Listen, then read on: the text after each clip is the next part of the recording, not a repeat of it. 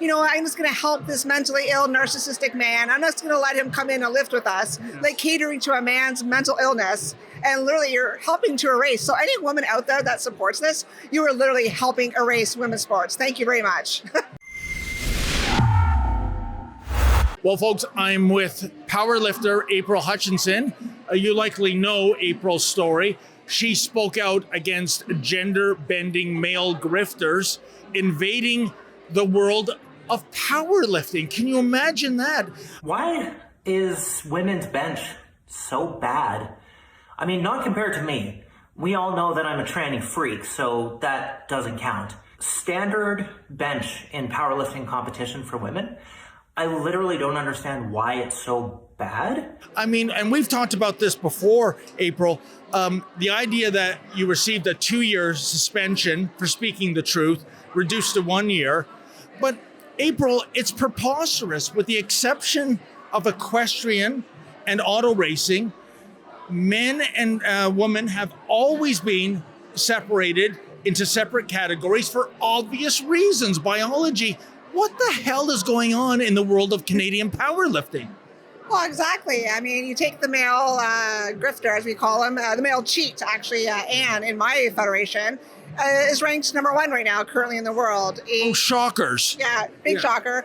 He also holds 3 out of the 5 records in Alberta, of all places. So, I mean, and he hasn't been training for, that long. He's breaking records that people that have been training for 10 years haven't even been able to break, so... I remember in the 90s, one of the best sitcoms of all time, Seinfeld, and there was an episode which was purely done for laughs. Kramer going into a karate class with little kids and, winning the championship by literally body slamming them to the floor. What was preposterous and funny and parody in the 1990s has come true today. What happened? Well, no, exactly. I mean, you have these, captured organizations and federations. I mean, in my case, I was dealing with a biased board member, right, where they had either a trans child or a trans member of their family, and basically had their personal agenda and made me an example and basically said, women, if you speak up, you're going to get banned, just like April Hutchinson did. So, April, is there something about Canadian and provincial sports federations that they don't play ball when it comes to the international regulator? I can tell you, going back to 2020, to its credit, World Rugby put a rule in: if you are a man, you cannot play with females. And yet here we have Ash Davis, with the blessing of Rugby Ontario and Rugby Canada, playing against other females. World Aquatics introduced an other category for transgender swimmers at the World Championships in Berlin last October. Not a single swimmer showed up. What does that tell you? And yet, Swimming Canada and Swim Ontario, they have no problem with a 50-year-old swimming with girls as young as 13. And here we are. So can you educate us about the powerlifting world when it comes to the international regulator? Are we offside in terms of the regulator's rule? Yeah, we are totally offside. I mean, if I didn't speak up about this male powerlifter, the policy would never have changed. So when Anne started basically powerlifting, I went to the international governing body, the International Powerlifting Federation, and told them about this male. And they said, no, this should not be happening. So they actually implemented and told my federation, the Canadian Powerlifting Union, that they have to do testosterone monitoring and that any trans athlete has to submit psychological records and medical records. And here's the clincher, David. This is where these transgenders are not getting through, because they are not providing these medical records. And you need, like I said on Megyn Kelly yesterday, you need a diagnosis by a doctor basically stating that you have gender dysphoria. Because otherwise, any male, like you could walk in tomorrow and crush records and then go back to identifying as whatever you want the next day. So, folks, it's undeniable that our rights and freedoms are under attack. But how can we know what rights we're losing if we don't even know what rights we already have? It's Freedom Passport's mission to educate people about their rights and freedoms. The Freedom Passport is an easy-to-read, pocket-sized booklet containing the Charter of Rights and Freedoms. It's a portable token of your inalienable rights. There's an app, too. Easily access the Freedom Passport on your phone and compare rights and freedoms from around the world for only $3.99. Join our global community of individuals who are passionate about understanding their rights and freedoms. Visit freedompassport.ca and get your Freedom Passport today. Next day. So, But you know, April, I think there's an easier solution, and it's all about inclusion. If you're a man pretending to be a woman or vice versa, and you want to lift weights, play rugby, go swimming, you name it, we're creating another category. I know Coach Linda Blade, who will be speaking via Skype tonight on that matter. And therefore, you get to play. Nobody's stopping you, but you are not invading and destroying female sports. exactly. And, you know, I've been working with Danielle Smith in Alberta. I've been talking to her LGBT plus advisor. They're actually asking athletes in Alberta and myself for this legislation going forward, what they're going to do to protect female athletes. And this is all that we've ever asked for, was a separate category.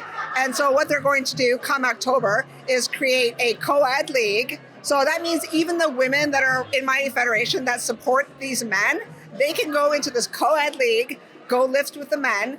Or if Anne, for example, wants to lift, he can go lift with his biological sex, male. Yeah. So I think that is the solution. But in the here and now, your female colleagues in powerlifting, are they just, grinning and bearing it because they're afraid of cancel culture?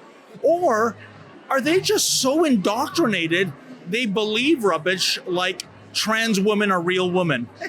Well, I mean, there's a whole different kind of different levels to that, right? You have our government, you have Trudeau that are basically brainwashing people to believe that trans women are women, right? Remember, he tweeted that last International Women's Day that trans women were women, which is complete garbage. We know that's false.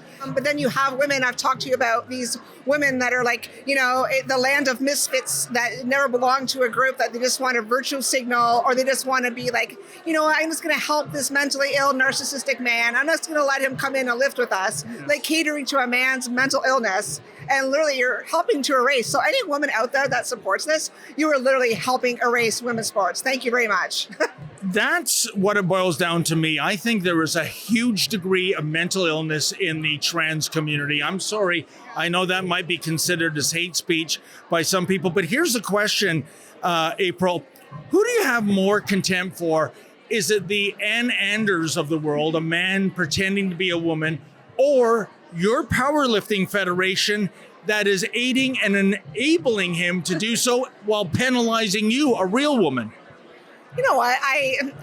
Of course, I don't have any respect for Ann, just for the mere fact that he's actually threatened me and Danielle Smith and has made fun of women. So, hey, unnamed Ontario lifter that I will never name because that would be bullying. Because, of course, you think you understand our words and you try to use them against us, but we all see through your bullshit. I'm talking directly to you. There is a reason why CSIS has classified your people, and yeah, I mean your people, as terrorists. And that's because people like you are spreading the kind of bullshit that is getting children killed. You really think that you're just targeting me? You're targeting children who get killed because of the words you say. So by the way, where's his suspension then? Exactly. Yeah. Yeah, he actually made fun of women last March and basically threatened myself and Danielle. He's allowed to compete. That's okay, right, in the books. But I get suspended for speaking biological facts. But, I mean, yeah, it's ridiculous. It's completely biased. And, yeah, so... It is incredible, the identity politics in which we deal with. And April, I'm reading your wonderful T-shirt, Keep Female Sports Female XX. That's 2X chromosomes. And that tells you everything you need to know, because you can get surgery, you can take some, hormones, but at the end of the day, you can't change your chromosomes. And this T-shirt in the region of Waterloo, as of January the 1st, if somebody saw you on region of Waterloo property wearing that, they could file a complaint and you could be charged by bylaw for, I don't know, offending the likes of Ann Anders. What do you make of that? I say bring it on, baby, bring it on. Because I'm not fearful of that at all. I mean, I've done many interviews, and I mean, I'm literally just speaking biological facts, right? I've never incited hate. Actually, some people have actually said, I've watched all your interviews, April, even with you. You're always respectful, right? Again, I've said I have no ill will towards transgenders. I think everyone has the right to compete, but in your biological sex, and you can't take away the fairness from women, right? So, yeah. Well, you are on the right side of history, and yet you're getting penalized. I think that's why so many of our viewers are absolutely, out of control, furious about what's going on regarding your case. I want to talk to you about, you've had meetings with Premier Smith. She's taken some real leadership positions on this transanity, as I call it. Where are those discussions leading? Yeah, so I mean, I just talked to her advisor 2 days ago, and they are actually getting opinions and basically our input from all the different athletes, like myself, other athletes from Alberta, right? So it looks like going forward, all I can touch on right now is obviously the sports part, not so much the gender affirming care. But they will be solidifying it this coming October, and they will be creating a co-ed league, which is wonderful. And if Anne or any, I will call them biological male, aka male cheats, if they want to compete, they have to compete in their biological sex. Incredible. But you know what? That's Alberta. You live in Ontario. What do you make of Premier Doug Ford on this file? What do you make of the Minister of Sport, Neil Lumsden, who is a CFL Hall of Famer? He understands the mechanics of physical sports. They're nowhere to be seen on this file. Yeah, I mean, I've expressed my disappointment in Doug Ford. I met him back last October, and he shook my hand. He saw my T-shirt, and he's like, I totally agree with you, April. I have 3 daughters who are all in sports too. And he's like, I agree with you. And then I did write him a letter a couple months ago. It got passed on to Neil Lumsden, and I got 0 response. And to me, I think Doug Ford's is a coward. He has been asked about this topic, and he's just been quiet about it. So. And Premier, just changing direction, I wondered if you would comment about recent announcement from the Premier of Alberta. Are you considering any similar action that she's taken with regard to restricting surgeries or hormone treatments for trans youth? No, we have a law here, and we're leaving everything alone. So he agrees with you. He has said he agrees with you, but I guess his gatekeepers, whoever they may be, won't let him do anything. April, we wish you all the best. Wow, the common sense espoused at this conference. It was a shock to the system, given the garbage that we have to listen to from the radical elites, from politicians to our mainstream media types. Folks, if you want to take a stand against transanity, please go to transmadness.com. That's transmadness.com. Sign the petition, and please, if you're able to, kindly make a donation.